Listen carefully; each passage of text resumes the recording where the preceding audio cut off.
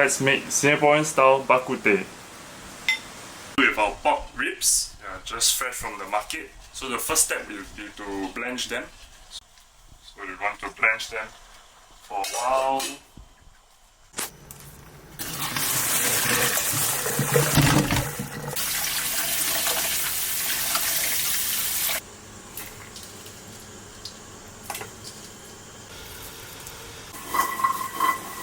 Toasted garlics into the soup, star anise and cinnamon, black pepper, white pepper, which you can adjust to taste later on, and leave it to boil. Alright, so we're just removing the scum. We have light soy sauce and dark soy sauce. A bit. For this one. Just a bit. Yeah, shit.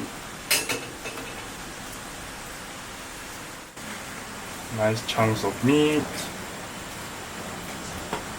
Here we have our Bak Kut Teh, steaming hot soup in a cold rainy day. Yeah, it's very nice, comforting soup, Singaporean style Bak Kut Teh.